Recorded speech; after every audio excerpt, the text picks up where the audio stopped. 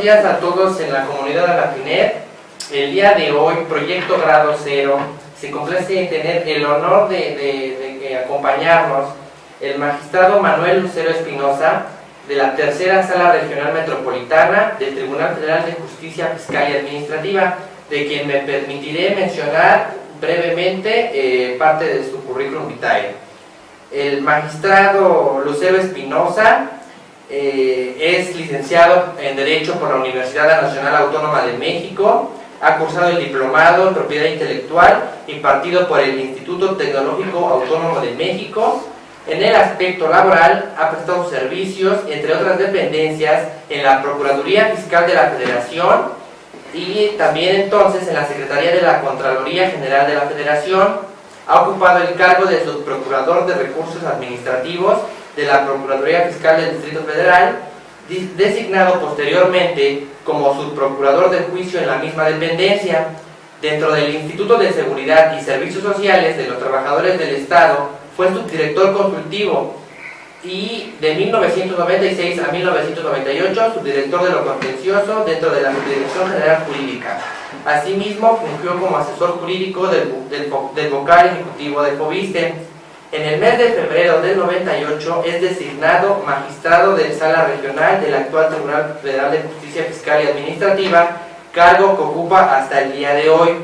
Como profesor universitario ha impartido cátedra en la Universidad La Salle en Derecho Administrativo, cursos 1 y 2, Clínica de Derecho Procesal Administrativo y Práctica Forense de Derecho Fiscal. En la Universidad Panamericana dictó el curso Teoría del Acto Administrativo en el curso de especialidad de Derecho Administrativo. Ha participado como articulista en distintas publicaciones y es coautor de libros Introducción al Derecho Positivo Mexicano, Elementos de Derecho Administrativo, Compendio de Derecho Administrativo, primero y segundo cursos. Asimismo, es autor de los libros Teoría y Práctica del Contencioso Administrativo Federal, la Licitación Pública y la Ley Federal de Procedimiento Administrativo comentado. Ha participado en diversas conferencias y el día de hoy vamos a platicar sobre un tema sumamente importante, sobre las medidas cautelares del juicio del procedimiento contencioso administrativo. Sin más preámbulos, le cedo la palabra, señor magistrado. Bien, buenos días a todos. Buenos días a todos. Pues sí, vamos a comentar la justicia cautelar derivada de las medidas cautelares en el proceso contencioso administrativo incorporadas en la vigente ley del proceso contencioso administrativo. Aquí lo importante que hay que tomar en cuenta y uno de los aspectos que vamos a abordar es qué son las medidas cautelares, para qué sirven, pues cuál es su propósito. Normalmente se ha pensado que las medidas cautelares en un proceso de esta naturaleza pues son nuevas, dado que no las teníamos contempladas. Nunca la doctrina se preocupó en nuestro país por las medidas cautelares.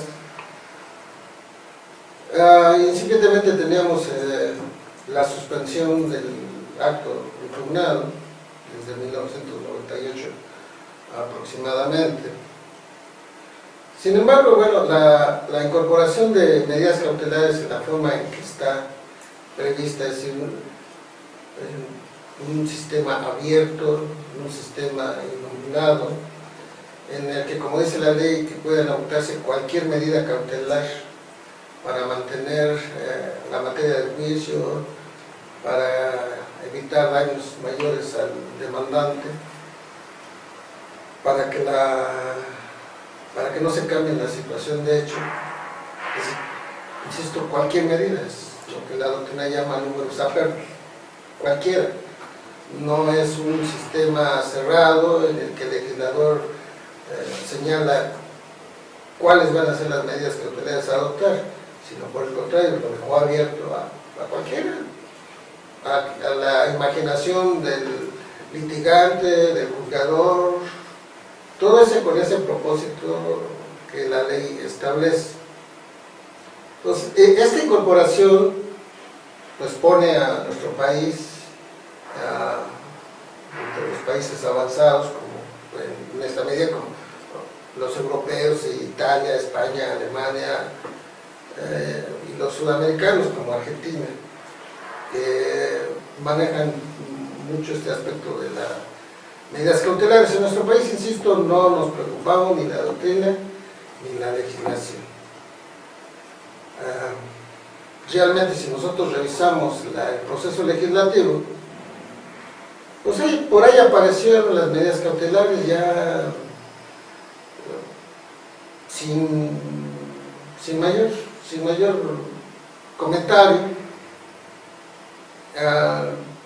Cuando era presidente del tribunal, el magistrado Pamor, él lanzó un proyecto muy ambicioso que no fue aprobado, en el cual se incluían las medidas cautelares. Yo ya platicando con él había comentado que había tenido unas pláticas con García de Terry, el maestro español, y había comentado sobre las medidas cautelares y sobre la conveniencia de incorporarlas a nuestro sistema jurídico. Pero insisto, ahí se quedó el proyecto, que más tarde el senador Fausto Hartmann retomó ese proyecto y lo convirtieron en el actual proceso contencioso administrativo. Pero insisto, ¿para qué sirven las medidas cautelares? Ante todo, debemos de tomar en consideración que hay un avance significativo en nuestro contencioso administrativo, que de ser un contencioso de mera anulación, ¿sí?, que solamente estudia la legalidad objetiva del acto, ahora es un tribunal contencioso que no solamente dicta la nulidad de resoluciones, sino también condena a las autoridades a realizar determinadas acciones, básicamente el restablecimiento de derechos subjetivos violados a los gobernados. Entonces, esto es uno de los principales motivos del por qué se incorporan medidas cautelares en la forma que se están haciendo, por la amplitud de la competencia del tribunal.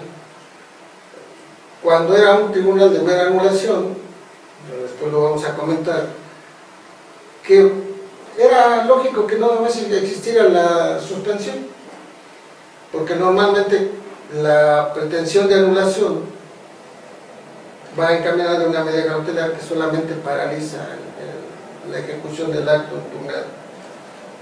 Pero en la medida en que avanza el contencioso, la medida en que tiene esta idea del restablecimiento de derechos subjetivos violados, pues la suspensión se hace ineficaz o no sirve para otros actos, por ejemplo, actos denegatorios de derechos, actos denegatorios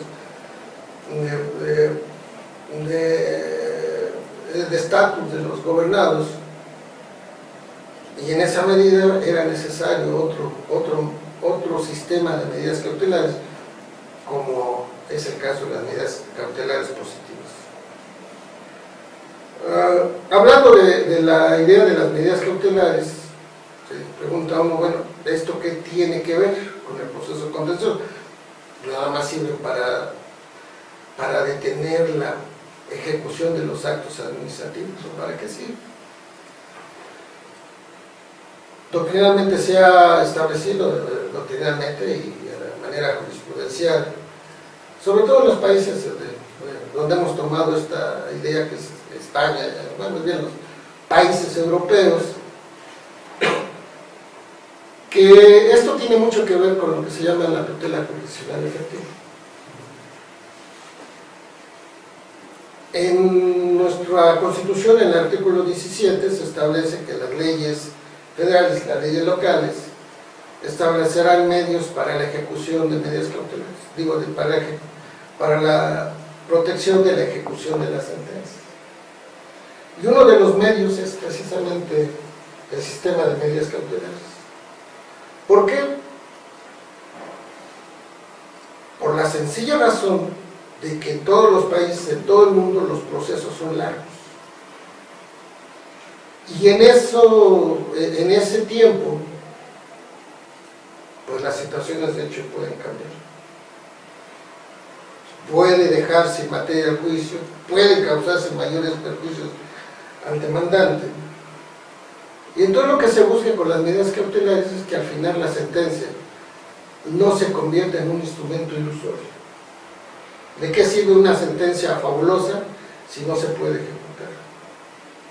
¿De qué le sirve al contribuyente que le fincaron un crédito fiscal, le embargaron sus bienes, los remataron, se quedó sin esa parte del patrimonio, pero obtuvo una sentencia anulatoria, pues, desde el punto jurídico, pues fabulosa? ¿De qué le sirve si ya no tiene bienes, si ya le remataron? Alguien dirá, bueno, pues puede lograr la reparación del daño. Sí, pero el daño ya se le causó. Y lograr la reparación del daño implicaría volver a litigar, volver al tiempo. Y entonces la justicia, esa tutela jurisdiccional efectiva que presta el Estado, pues se convierte en ilusoria. Dado que la prohibición del artículo 17 de nadie puede hacerse justicia por su propia mano, tutela judicial. No podemos hacernos justicia por nuestra mano. El Estado tiene que brindarnos esa justicia. Pero esa justicia debe ser efectiva, es lo que se llama tutela jurisdiccional efectiva, que realmente sirva a sus propósitos de justicia. Insisto, si el actor tiene una sentencia favorable y fabulosa, pues de nada le sirve si por el transcurso del tiempo ya no la puede ejecutar. Entonces las medidas cautelares van a esa finalidad. En principio sirven para hacer efectiva la sentencia, para que la sentencia no se convierta en ilusoria, y por otro lado también sirven para el juzgador, para darle seguridad a su sentencia, para que la sentencia de los órganos jurisdiccionales no se vean pues violadas, no se vean que no sirven para nada. Normalmente la población siempre hace, bueno, ¿de qué sirvió si no se puede ejecutar? Entonces, esa es la idea de las medidas cautelares, esa es la finalidad. Insisto, por un lado aseguran la eficacia de la sentencia y por otro garantizan al juzgador también la ejecución de sus sentencias. Hace rato comentaba yo que el sistema contencioso de mera anulación pues solamente tenía la suspensión, pero que era un instrumento para ese propósito válido. Con el cambio es obvio que necesitamos otras medidas cautelares, y básicamente podríamos manejar esta primera idea independientemente de que, como les decía yo, el sistema es abierto. Manejaremos dos aspectos: la suspensión y las medidas cautelares positivas. Esto depende mucho de la pretensión y del acto que se esté impugnando. Los actos de gravamen, los actos que imponen obligación de pago de tributos, de multas, de responsabilidades resarcitorias, de responsabilidades administrativas, en los cuales la pretensión normalmente va en el sentido de la mera anulación, pues es válido la suspensión. Yo quiero que no me la ejecuten, y para eso nada más me basta la suspensión. Pero cuando tengo un acto denegatorio, un acto que me niega pues una pensión, me niega el pago de la devolución del pago del indebido, me niega el reconocimiento de una patente, de una marca, de un nombre comercial, me niega la licencia para dedicarme, por ejemplo, a navegación aérea para fumigar, por ejemplo, pues para ese tipo de actos mi pretensión no solamente es que se anule el acto, sino que el órgano jurisdiccional condene a la autoridad a que me dé lo que me está negando. Y en esa medida, valga la redundancia, esa medida, la medida cautelar sería una medida cautelar positiva. Es decir, la medida cautelar positiva implicaría provisionalmente un adelanto de lo que va a ser el juicio, de lo que hoy pienso tener con la sentencia anulatoria y consecuentemente con la sentencia de condena. Pues son dos aspectos que se deben de tener en cuenta, que son fundamentales para distinguir entre una medida cautelar de mera conservación del estatus a una medida cautelar innovativa, que no paraliza nada, sino al contrario, viene a innovar, viene a crear provisionalmente una nueva situación jurídica para el demandante, para el actor. Y estas son las dos ideas que normalmente hay que jugar, insisto, independientemente de que puedan darse otras medidas cautelares,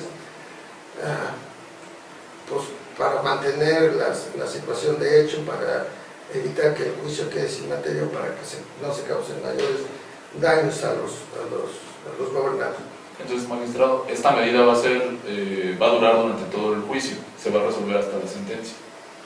Va a durar desde el momento en que se conceda, desde el momento en que aquí nuestro sistema jurídico es la facultad del magistrado tutor de las suspensiones y de las medidas cautelares positivas de la sala.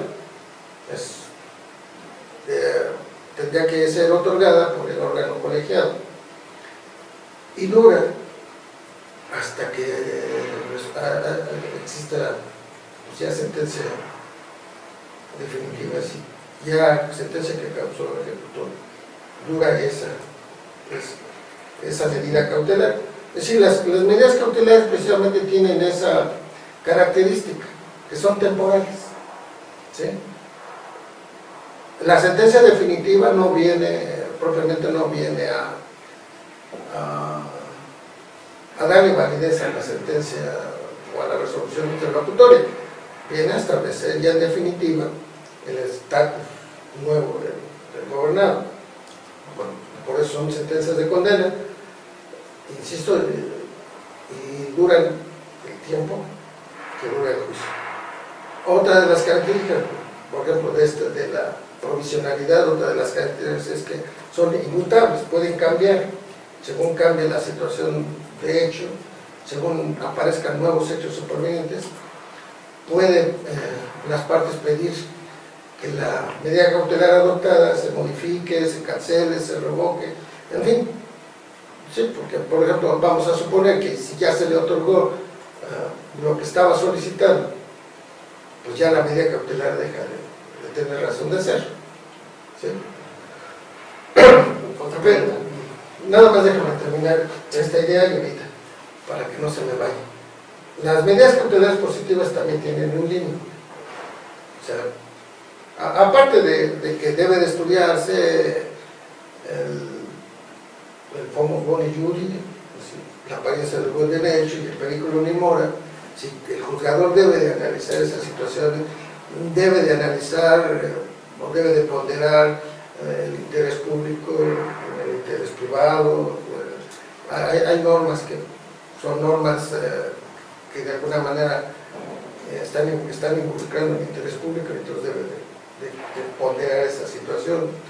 Debe ponderar también que no se cause perjuicio a un tercero o a la propia autoridad, porque aquí aparece que la ley usa tercero, tanto a la autoridad como a una persona extraña. Pero, insisto, la medida cautelar positiva tiene un límite. Primero, como dice la ley en uno de sus artículos, dice que las medidas cautelares positivas se decretarán en situaciones jurídicas vulnerables. Esto quiere decir que si por ejemplo, vamos a hablar de una licencia de corrida de toros para el domingo. Posiblemente a lo mejor no es posible que le dé la medida cautelar positiva, porque eso acabaría con el juicio. Ya se queda sin materia. ¿Por qué? Porque no es positivo. No es una relación duradera. O una licencia, por ejemplo, en materia local, que no es el caso de la federal, pero lo voy a poner de ejemplo, una licencia de construcción en el cual la obra se va a realizar en 3 meses, y cuando el juicio por la ponderación del perículo ni mora, fácil, nos llevamos 2 años, pues tampoco te la voy a otorgar porque quedaría el juicio sin materia. Y otro límite de medidas cautelares positivas es en el uso de facultades discrecionales, es decir, que las medidas cautelares no sirvan para otorgar algo que ni la sentencia te va a otorgar. ¿Sí? Porque tratándose de medidas de facultades discrecionales, ahí la autoridad no está obligada a otorgar lo que está solicitando. Lo único que está obligada la autoridad en esos casos es a fundar y motivar su negativa. Y la sentencia al final, en caso de ser anulatoria, no sería de condena, o sería la condena para que funde y motive el por qué no le otorga. Entonces, en uso de facultades discrecionales tampoco cabe la opción de una medida cautelar positiva. ¿Sí? A ver. Usted nos comentaba, volviendo un poquito, de que las medidas cautelares podían ser cualquiera. Bueno, estaba abierto a que sean cualquiera. Para ustedes como magistrados sería mejor que hubiera como una especie de catálogo que especificara las medidas cautelares. No, bueno, si hubiera un catálogo, eso sería lo más fácil. ¿Sí? Más fácil para todos, más fácil para el litigante. Pues yo me ubico aquí, pues ya está. El juez ya no tiene que pensar, ya no tiene que razonar. Pues, bueno. Pero es encajonar esta justicia provisional. Y a mí se me hace que es mejor dejar a la imaginación del litigante y dejar a la imaginación del juzgador de que pueda adoptar cualquier medida. Que al final de cuentas el juzgador, en uso del principio de informalidad, ¿sí?, tenía que adoptar cuál es la medida cautelar idónea. Es decir, el litigante puede equivocarse, el gobernador puede equivocarse en la vía, en el nombre de la medida cautelar que le esté dando, pero el juzgador, quien va a ser el principio de informalidad, tiene que decidir cuál es la mejor para los fines que se pretenden. Entonces, por esa razón, a mí se me hace que el sistema abierto es mejor. Si nos vamos por la comodidad y decir lo que muchas veces pasa, pues sí, un número cerrado. Me olvido de pensar, me olvido de razonar, me olvido de nada más, como si fuera pues algo ya mecanizado, ¿no? Se coloca nada, bueno, entonces yo creo que es mejor un sistema abierto y claro, muchas veces los juzgadores, pero no solamente los juzgadores, yo creo que los licenciados en Derecho somos muy reacios al cambio. Normalmente somos muy tradicionalistas. Y cuando viene el cambio, como que no lo queremos aceptar, como que luchamos para mantenernos siempre en el pasado. Y ahorita que estamos en una época de cambios, esto de las medidas cautelares, que desgraciadamente no ha funcionado mucho, como otras cosas, como la responsabilidad patrimonial del Estado, casi no hay asuntos, como ahora la protección de derechos humanos, todo el mundo anda, yo he visto que hasta los ministros de la Corte andan temerosos. A mí, como que tenemos miedo al cambio. Y así a veces en un número, en un sistema abierto, nos da mucha inquietud. Preferimos un número cerradito, ¿no? Exacto. Magistrado, y bueno, el hecho de llevar al trámite las medidas cautelares de manera paralela al juicio, ¿qué ventaja representa en esto? Porque digo, independientemente de que no sé, el escrito inicial de demanda tenga algunas deficiencias, le sean requeridas pruebas y demás, pues la medida cautelar se solicita por una carpeta de suspensión completamente aparte. ¿Cuál es la ventaja que representa llevar ese trámite de manera paralela? Bueno, las medidas cautelares normalmente siempre son, una de las características que son instrumentales. Es decir, la instrumentabilidad de las medidas cautelares implica que son accesorias de algo, ¿sí? Son instrumento del juicio principal y por lo tanto tienen que vivir a fuerzas con el juicio principal. Es cierto que hay sistemas en el que se establecen o hay procesos llamados cautelares, como puede ser el juicio sumario, como puede ser el juicio mercantil, que por su naturaleza deben ser rápidos. Por ejemplo, en el juicio mercantil hay un acto de sequencing, que es embargo preventivo, que es una medida cautelar, pero esos son sistemas cautelares o justicia cautelar, en la cual no necesita un instrumento instrumental, o valga la redundancia. Pero aquí sí. Ahora, el que se lleve por cuerda separada, primero es por la disposición de la ley, y no tanto por la ley de procedimiento administrativo, contencioso administrativo, que ahí tiene sus lagunas, tiene su falta de precisión en la redacción, porque mientras en la suspensión dice que sí se lleve por carpeta aparte, las demás no dicen nada. Aquí la ley del Código Federal de Procedimientos Civiles, que es aplicatorio, supletorio de nuestro ordenamiento, establece que los incidentes de previo y especial pronunciamiento deben de realizarse en la carpeta en el juicio principal, y los que no lo sean, los que la doctrina llama de sustanciación paralela, deben tramitarse por cuerda separada. La razón de uno y otro es que los incidentes de previo y especial pronunciamiento paralizan el proceso. Tienen que resolverse antes de continuar con el proceso, y paran el proceso, y por eso deben de estar en el mismo expediente. ¿Por qué? Porque si hay una impugnación, pues se va todo el expediente para que no se dividan las actuaciones.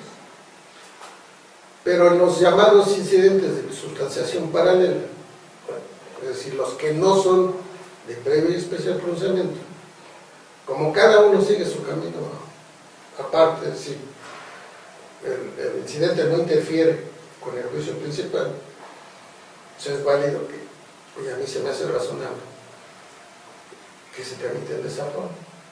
Así, si me impugnan las actuaciones del incidente, por ejemplo, el juicio de amparo después de 18 años, que se vaya ese, y no tengo que mandar todo el expediente, o no tengo que sacar fotocopias de todo el expediente del principal, si todo está en el expediente principal. Pues esa es una de las razones por qué deben tramitarse por cuerda separada, independientemente de si el escrito inicial llega a tener defectos. Claro, como instrumento es necesario que exista el juicio principal, ¿sí?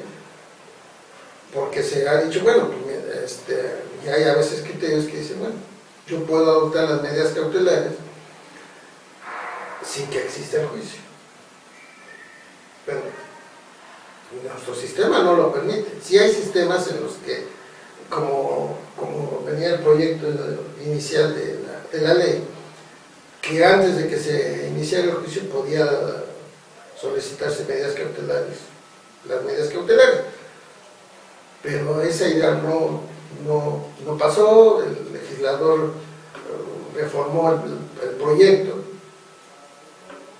y solamente estableció que una vez iniciado el juicio se pueden adoptar las medidas cautelares necesarias. Entonces, si es necesario que existen esas medidas cautelares. Ahora, pasa algo curioso, por ejemplo, en las vacaciones del tribunal. En las vacaciones del tribunal se ha establecido el criterio de que las guardias pues, solamente acuerden la medida cautelar. Cuando yo pienso que debe el magistrado que se queda de guardia debe resolver sobre la admisión del juicio y adoptar la medida cautelar, pero no, ahorita nada más se viene haciendo que se adopta la medida cautelar o se rechaza, ¿no? Y la admisión del juicio se deja ya al magistrado instructor. Pero ese sería el único supuesto en el cual se pudiera adoptar una medida cautelar sin haber iniciado el juicio, solamente en vacaciones. En su experiencia como magistrado, ¿cuáles son las medidas cautelares más recurrentes que se tienen? Pues la suspensión. No ha habido mayor trámite. Tuvimos una medida cautelar positiva. Bueno, era suspensión con efectos positivos de un becario del CONACYT que estaba reclamando la prórroga de su beca y el CONACYT se la negó, y entonces se vino a juicio, solicitó suspensión con la idea de que se le siguiera pagando la beca, y entonces adoptamos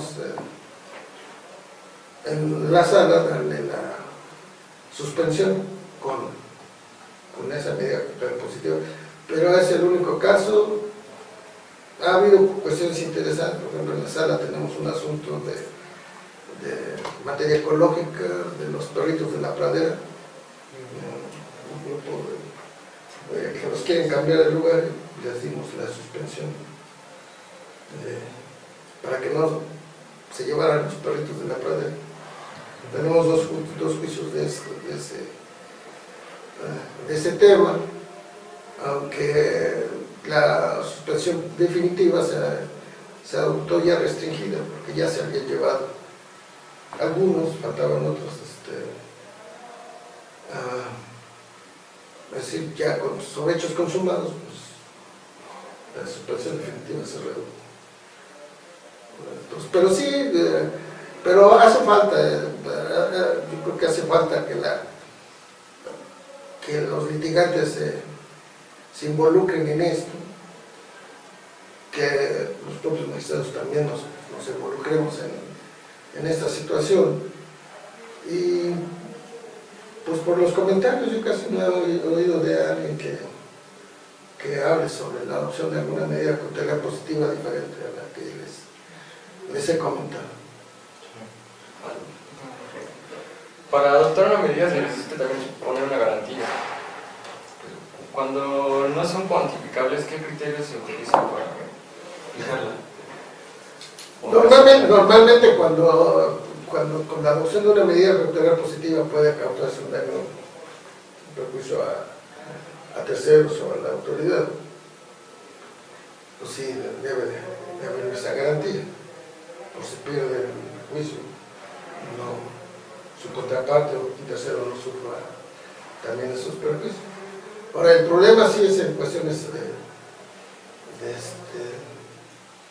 en las cuales no es cuantificable. Ahí tenemos un caso en materia de telecomunicaciones,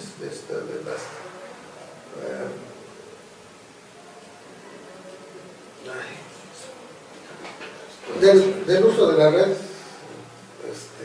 Tienen que pagar una cuota le tienen que pagar a Telmex una cuota. Ahí, ¿cuánto es?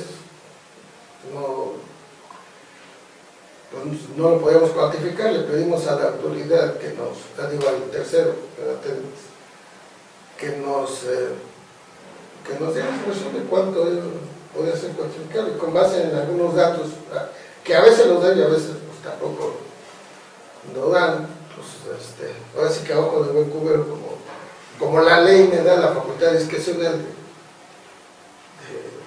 de determinarla discrecionalmente, pues así lo hacen, ¿no? En algunos casos, sí, insisto, pues se le dice a la contraparte, ¿cuánto crees que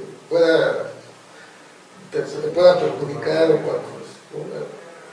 Se toman algunos criterios, hay muchas veces que se toman inclusive pues los intereses legales, no hay otra forma de hacerlo. Entonces, para cuantificar a veces hasta se toma en cuenta el interés legal, que resulta muy poco, pero no tenemos otro problema. Magistrado, ¿podría hablarnos sobre la eficacia que han tenido estos mecanismos para combatir las resoluciones derivadas de las sentencias interlocutorias cuando no satisface, pues, en cierta medida la pretensión de la parte actora, en este caso, cuando quiere pues, hacer el trámite de la cautelar? Por ejemplo, el recurso de reclamación, ¿qué eficacia tiene en ese sentido? Y pues vaya, ¿cuál es el uso frecuente de la misma? Pues yo lo vería a la inversa, es decir, el recurso normalmente lo promueve la autoridad, porque normalmente el 90% de los asuntos se le otorga la medida cautelar al actor. Entonces, los pocos asuntos en los que no se les otorga, pues son asuntos en los cuales, por ejemplo, hay jurisprudencia, por ejemplo, en materia de responsabilidades, servidores públicos, la inhabilitación o a veces el cese, el despido, muchas veces ya se ejecutó la resolución, y entonces le niega. La inhabilitación se niega por la jurisprudencia de la Corte, que establece que no procede otorgar una suspensión. Sí. Y entonces, pero insisto, son contados los casos que normalmente son porque existe jurisprudencia.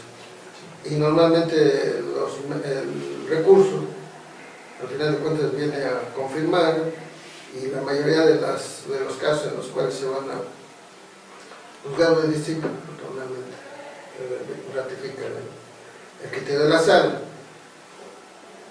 La mayoría de los casos son de la propia autoridad que impugna la suspensión, la suspensión sobre todo en materia fiscal, porque normalmente, de acuerdo a cómo está redactada el Código Fiscal, se establece que debe garantizarse previamente, es decir, que la garantía es un requisito de eficacia, de procedibilidad de la sentencia, de la medida cautelar, cuando debe ser al revés. La garantía debe ser una medida de eficacia y no de procedencia. ¿Sí? Entonces, aquí la autoridad es la que normalmente impugna estos actos, y normalmente en sala se confirma la resolución. Y como no tiene la vía del amparo, la autoridad, ahí se queda. Ahí Sí, no hay. correcto. Pues bueno, el tiempo se nos ha terminado. Realmente hemos abordado un tema sumamente interesante, las medidas cautelares en el juicio contencioso administrativo. Les recordaremos que en el mes de julio subiremos los videos que se vayan a grabar para este espacio que nos abre la comunidad virtual Anafinet. Pero no nos despediremos sin antes agradecerle la participación, señor magistrado, por habernos honrado con su presencia y compartirnos un poco de su conocimiento, y pues por supuesto, ¿no?, seguir invitando a mucho más a otros magistrados, otros especialistas e investigadores en la materia, para que nos vengan a platicar sobre estos temas que son realmente de sumo interés. Los videos Saldremos de vacaciones, pero los vamos a subir en el horario establecido en el mes de julio. Nos disculpamos obviamente porque no tenemos pues el espacio aquí en la antigua Escuela de Jurisprudencia para poder transmitirles en vivo. El miércoles pasado tuvimos problemas técnicos, desgraciadamente no pudimos transmitir el último capítulo del libro del costo de los derechos, una obra que estamos analizando y que próximamente les platicaremos sobre ella en los siguientes episodios. Y bueno, Mauricio, ¿quieres mencionar sobre los demás? Sí, bueno, este va a ser este último capítulo del costo de los derechos, que ya estamos por terminar, pues será grabado y transmitido en anteriores semanas durante el mes de julio. Y pues reiterar la disculpa del miércoles pasado, que problemas ajenos a nosotros no pudimos estar con ustedes, a toda la comunidad de Nafinet, una gran disculpa, pero pues estamos aquí y pues creo que fue muy interesante este capítulo y esta charla con el magistrado, y reiterar el agradecimiento por acompañarnos. No, el agradecido soy yo y pues esperemos vernos en otra ocasión. Estoy a sus órdenes. Si no tienen más que decir. Pues muchas gracias, les recordamos, síganos Proyecto Grado Cero, sigan nuestras redes sociales en Twitter, @Proyecto Grado Cero, 0 con número, no se pierdan nuestros siguientes episodios, visiten nuestro portal en internet www.proyectogradocero.com. Muchas gracias. Gracias.